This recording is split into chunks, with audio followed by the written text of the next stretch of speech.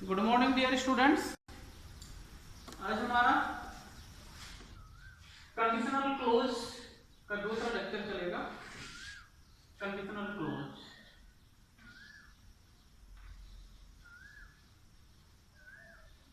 Conditional close और conditional sentence. तो conditional sentence के अंदर बताया था कि कंडीशनल सेंटेंस में कंडीशन को किस तरह से या फिर कंडीशनल सेंटेंस की पहचान क्या होती है, जो हमने कर लिया था कि कंडीशनल सेंटेंस की पहचान कौन कौन सी होती है और किस तरह से हम उनको पहचान सकते हैं। तो यहाँ पर कंडीशनल सेंटेंस की जो पहचान थी कि जिस वाक्य के अंदर इफ है, सपोज दैट है ना, प्रोवाइडेड ऑफ है, अनलेस है, वर है, हेड है, इनसे वाक्य शुरू होता है, that is called the conditional close. Conditional sentence के टू पार्ट होते हैं, जैसे डायरेक्ट इंडायरेक्ट में हमने किया था कि reporting verb and reported speech. तो यहां पर भी टू पार्ट्स होते हैं, एक कहलाता है कंडीशनल क्लोज, दूसरा कहलाता है रिजल्टिंग क्लोज। तो कंडीशनल क्लोज के अंदर हमने कल देख ही लिया था कंडीशनल क्लोज में क्या क्या चीजें होती थी और यहां पर क्या है। तो कंडीशनल क्लोज में क्या, और कंडीशनल क्लोज में तीन तरह के conditional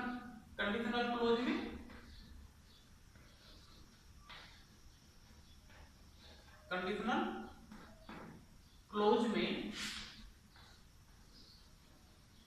there are three type of the condition clause, है ना, थ्री टाइप कंडीशन।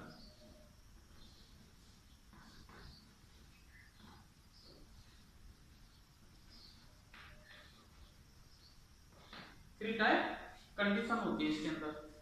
तो थ्री टाइप कंडीशन में एक तो कौन सी थी, ओपन या प्रोबेबल,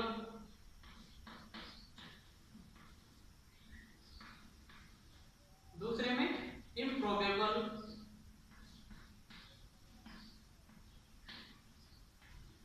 या इमेजिनेबल,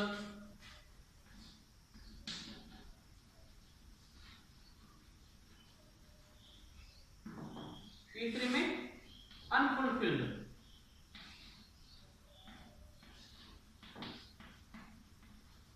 ये तीन कंडीशन है ना, ओपन या प्रोबेबल, इम्प्रोबेबल और अनफुलफिल्ड। तो हमने ये तो कर ली थी, ठीक है, कि किस तरह से कंडीशन को पहचानते हैं वो भी हमने कल कर लिया था। अब हमारी सेकंड जो चलती है वो चलती है इम्प्रोबेबल,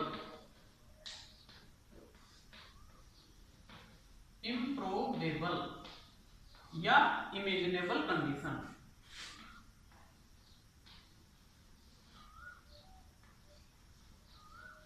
इमेजिनेबल कंडीशन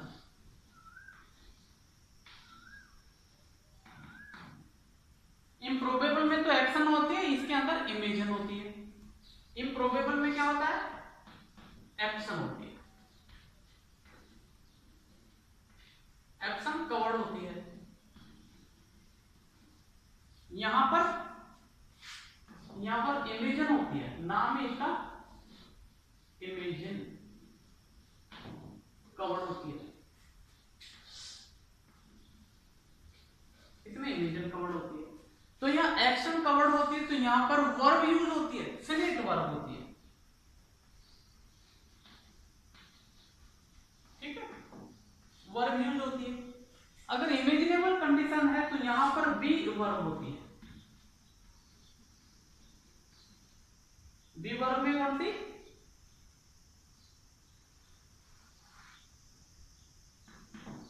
बी, और बी में भी कौन सी, वर्ब यूज, ठीक है।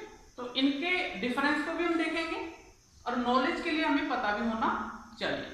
तो अब देखते हैं इम्प्रोबेबल कंडीशन। तरीका वही है जो कि हमने प्रोबेबल कंडीशन में था, है ना, ओपन थी। यहां पर improbable this condition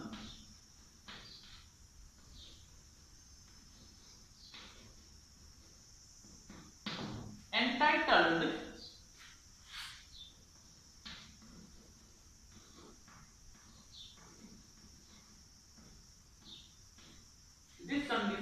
entitled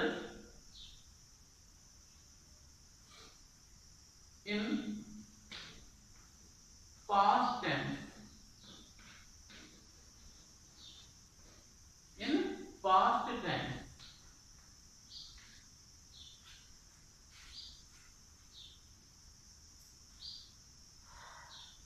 as इसके अंदर पास्ट टेंस यूज होता है, जैसे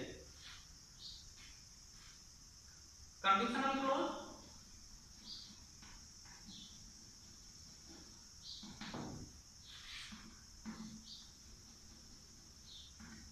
कॉमा से सेपरेट होता है result close.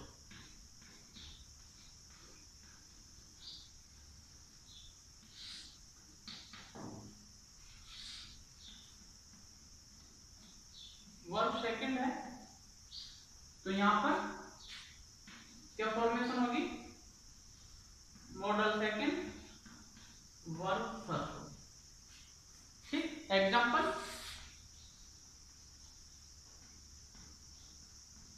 If you worked hard,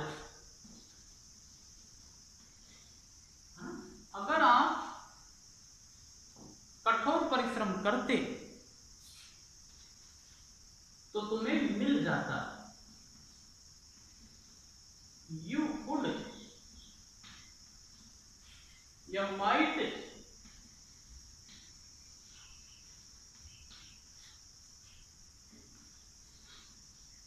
gate reward, है ना, क्या मिल जाता तुम्हें, रिवार्ड मिल जाता, है ना। किस तरह से, सेकंड फॉर्म है तो यहां मॉडल सेकंड हो गया, मैन वर्ब फर्स्ट हो जाएगी, ये इसकी पहचान होती है। अब ये रिजल्ट क्लोज इधर आ जाए भ्रमित करने के लिए, कंडीशनल क्लोज उस साइड में चले जाए तो इसका कोई फर्क नहीं है। We search out which is the sentence is declared the condition, first condition means open condition, second condition means improbable condition, third condition is unfulfilled condition. तो हमें ये देखना होता है। अब ये हुई हमारी कौन सी, एक्शनेबल या एक्शन है, फिनिट वर्ब यूज हो रही है। अब इमेजिनेबल देखते हैं। इमेजिनेबल कंडीशन के अंदर बी फॉर्म होती है, वर यूज होती है, were use with all the subject, all type of the subject, not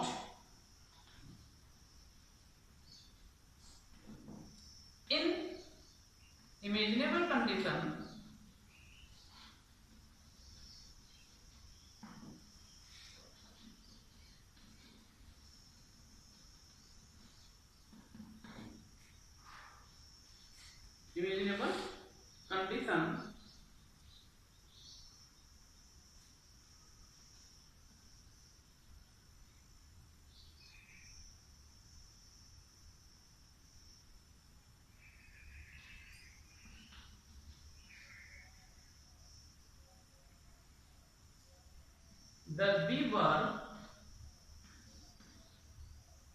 the B form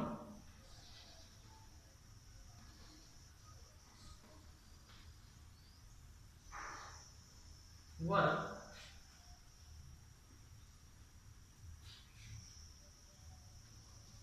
used with all type of subject, है ना, इनके साथ में यूज होती है। एग्जाम्पल इफ आई वर, जबकि हम यूज में क्या लेते हैं, वाज लेते हैं, यहां पर कंडीशनल है, क्यों, इफ आ गया। If I were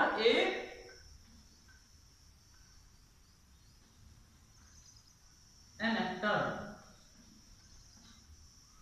if I were an actor, I would, could, might, कुछ भी,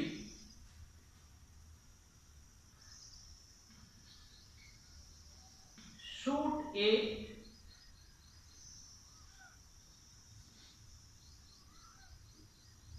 good film,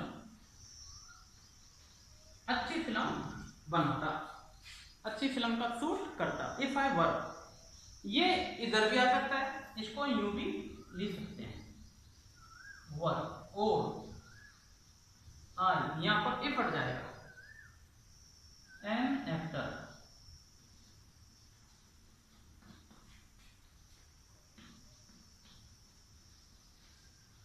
I would shoot a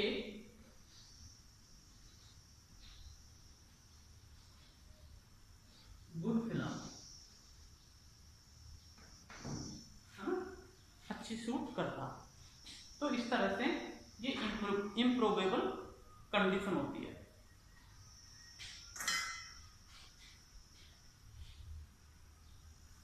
ठीक है, ये इम्प्रोबेबल कंडीशन होगी।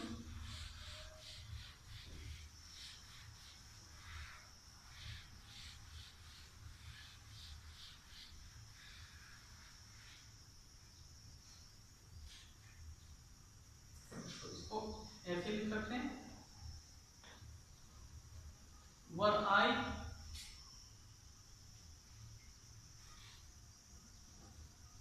ए poet, I compose, I will would, क्योंकि सेकंड है,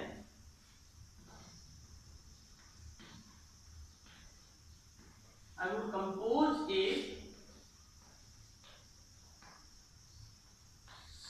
मेलोडी, सुरमय संगीत का निर्माण करता यदि मैं एक कवि होता तो, है ना, ये इमेजिनेबल हुई। फिर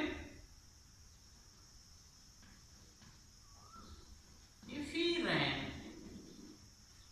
फास्ट, इम्प्रोबेबल हो गई है।